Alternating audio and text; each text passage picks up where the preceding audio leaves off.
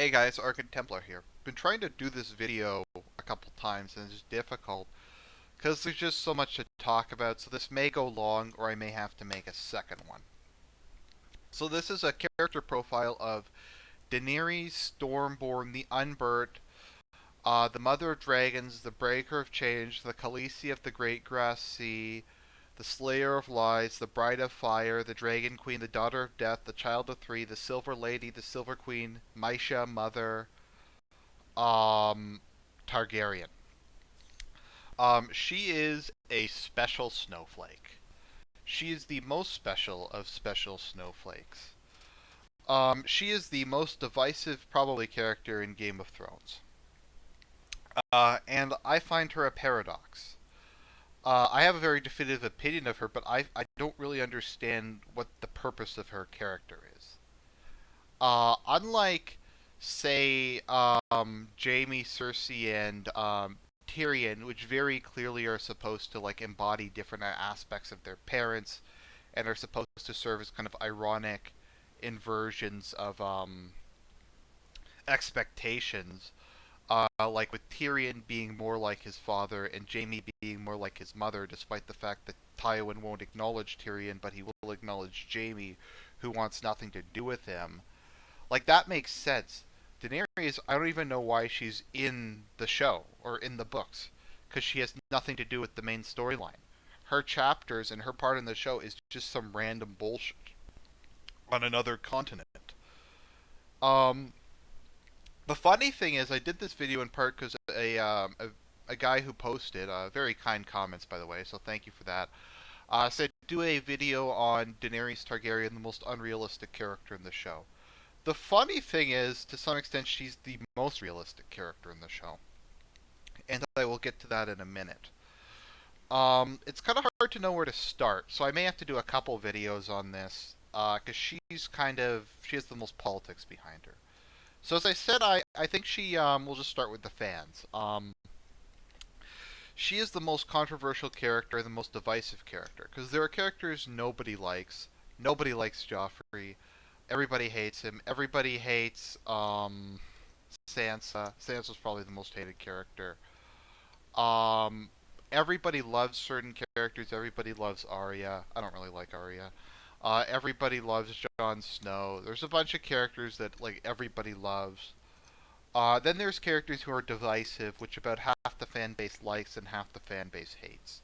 And Daenerys is a character that half the fan base really, really hates, and half the fan base names their kids Khaleesi. Personally, I think if you name your kid Khaleesi, there's something wrong with you. It's frickin' weird. But we're not here to talk about that, fortunately. So, Daenerys is interesting because so much happens to her, and there's so much to say about her, and yet there's nothing to say about her. Because at her core, she's really nothing. She's a mirror. She's a mirror that reflects the people around her. Um, in contrast to pretty much every other female character, Daenerys really doesn't have an identifiable personality to me. It's kind of hard to really even talk about her because I don't know like what you would say about her. She's just very strange. Which is kind of the interesting thing is I just thing is like if I try to think of a word to describe her, I'm not sure. You can't really talk about her as a person because like her desire to take, she has no actual desire to be Queen of Westeros. It's entirely something her brother projected on her and that she internalized. If you asked her why she wants to be queen, she doesn't really want to be queen of Westeros. She knows nothing about Westeros. In my opinion, she can't be the queen of Westeros because she's not Faith of the Seven, and that's part of inheritance laws, is that the monarchy of Westeros is Faith of the Seven.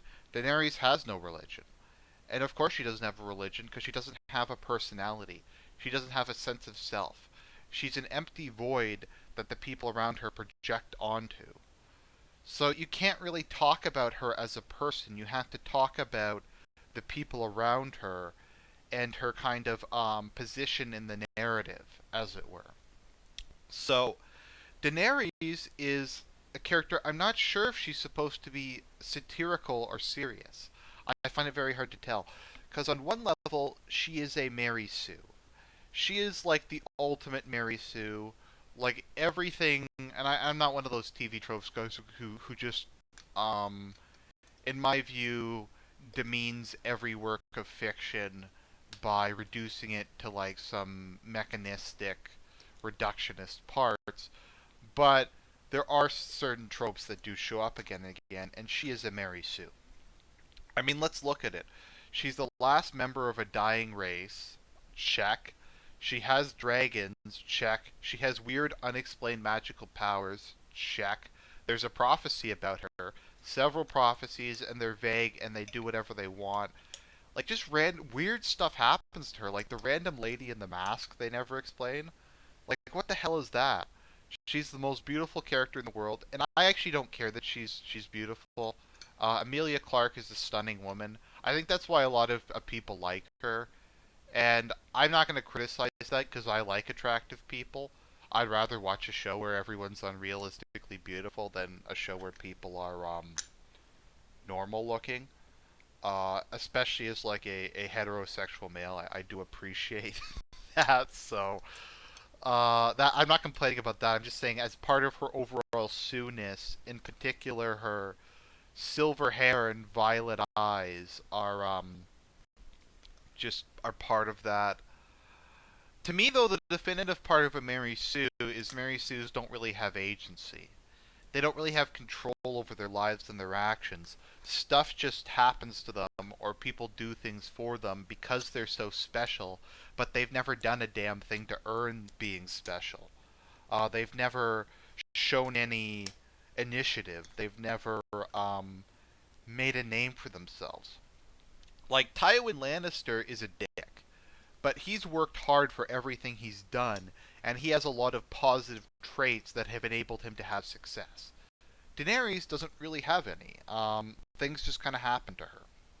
So, let's kind of go through her story a bit. I might have to do two videos. I'm sorry this is going to be long, but she's a bit more complicated than the other characters I've talked about. So, Daenerys is can best be described in kind of her relation to her brother Viserys. Viserys, I actually kind of liked as a character. I actually kind of felt sorry for him. He was an asshole, especially in the show, but at the same time, he did more than Daenerys ever did. Like when they were wandering around Essos, he basically had to prostitute himself and beg people and plead and bribe, etc., to try and keep them safe. He kept making deals. He kept trying to. He managed to keep them safe. Daenerys, I believe, was a virgin when she got married, and that was to a large extent because of the efforts of her brother, and she was not starving. They were the guest of someone. Um, Viserys went crazy because he was a Targaryen, and inbreeding made him crazy. So there's a biological component, but also because of the extreme stress and terror of his childhood. Something he really succeeded in shielding his sister from, even if he was abusive to her. So, while he is a bad guy, don't get me wrong, Viserys is a dick, but he really showed more initiative and more achievement than Daenerys ever had. And in return, Daenerys adopted his goals and his dreams as her own and never really developed any of hers. All she ever wanted was to go back to the stupid house with the stupid red door, which no one cares about. And that's her character. Her character is largely, to my analysis, just a projection of things that other people have willed upon her. Uh, in this case, um, her brother wanted to be king, and he said, "The throne is mine by right, etc. My dream is to go back across the ocean." And when Daenerys basically sits there and watches him die, he she takes into herself this desire to be Queen of Westeros when she has no desire for it. And even when she can just give up on that and go back to the House with the Red Door, she doesn't. Because she doesn't have any agency. She doesn't have any goals of her own. She just does basically what people around her tell her to do. And that's interesting what the politics of the situation are.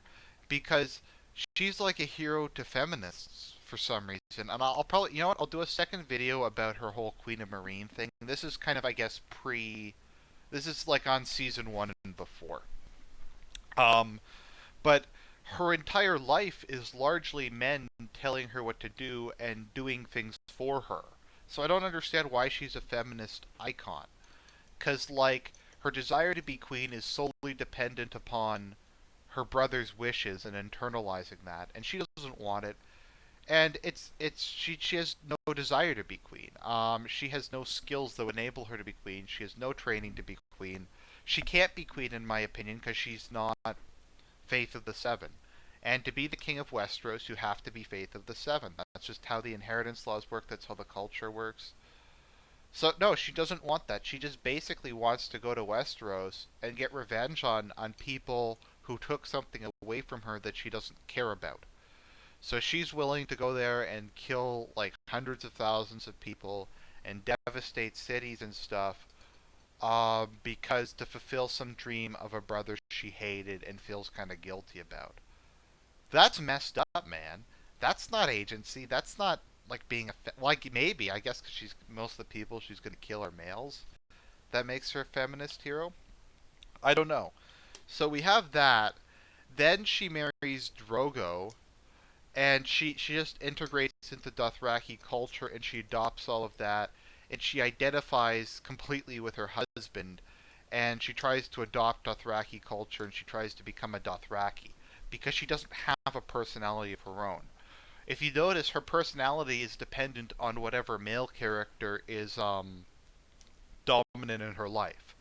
Like she's kind of a submissive lady when her brother is somewhat similar to Sansa, I guess. When she's with her brother, then she becomes a warrior queen Dothraki when she's with Drogo.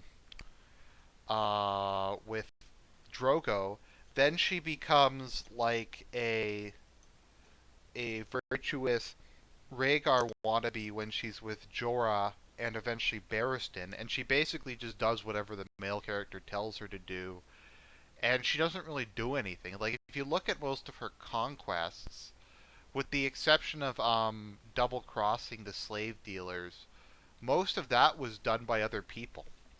Like having Barristan and Jorah sneak into Marine, um, getting the dragons were given to her. She like the dragons were a gift from Illyrio, who seems to have disappeared from the TV show now and been replaced with Varys, which is kind of odd.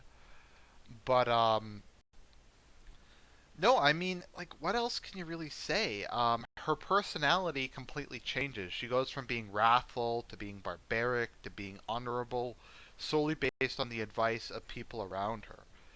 And that's why I'm having trouble describing her. Because other than having dragons and being hot and having a messianic complex, I'm not really sure what to make of her as a person. Because she doesn't really have a personality. She doesn't have likes and dislikes. She dislikes slavery, but that just seems. I don't know where that comes from. She doesn't really have a definitive moral compass. She doesn't have a religion. She doesn't have a self. Um, so that's part one. I'll do part two about her conquests, etc.